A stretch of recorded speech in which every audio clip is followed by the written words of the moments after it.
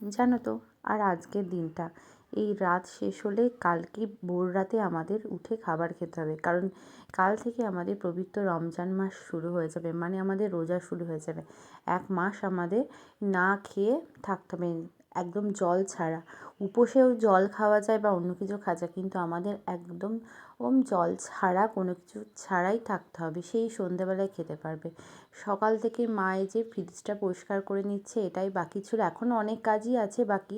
ওই যে কালকে খেজুরগুলো মা ধুয়ে রেখে দিয়েছিল, তো আজকে সেগুলো কোটোতে ভরে রাখছে। কোটো কোটো করে ভরে রাখলে 1 মাস চলে যাবে।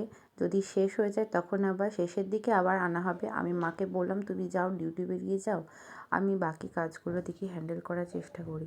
আমাদের একটা এক্সট্রা ঘর করা হয়েছে, সেই ঘরটা এখনও গোছানো হয়নি, মানে মেঝে টেঝে করা হয়নি। ঘরটার অবস্থাটা খুবই খারাপ ছিল। তো কালকে রমজান মাস, ভাবলাম যে ঘরটাকে একটু গোছানো যাক। তাই ছোটো বাচ্চাটাও ঘুমিয়ে গেছে, সেই ফাঁকে বড় বাচ্চাটা উঠে পড়লো। তাকে চৌকিতে বসিয়ে আমি ঘরটা যতটা পারলাম গোছানোর চেষ্টা করলাম, কারণ কালকের পর থেকেই সারাদিন রোজা করার পরে আর হয়ে উঠবে না।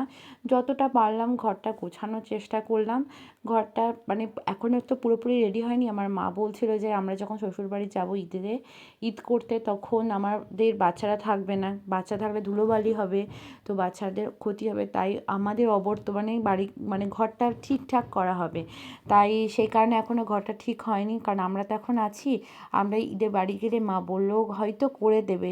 এই যে বিকাল হয়ে গেছে, বেরিয়ে পড়েছি মেয়ে দুটোকে নিয়ে, কারণ কাল থেকে আর বেরোতে পারবো না। কাল থেকে আমাদের পবিত্র রমজান মাস শুরু। রোজা করে এই টাইমে বেরোনো অসম্ভব ব্যাপার, কারণ এই টাইমে আমাদের ইফতারের টাইম হয়, আমরা বেরোতে পারবো না। তো আজকের মতন মা মেয়ে বেরিয়ে পড়লাম, কাজের ফাঁকে বেরিয়ে পড়লাম।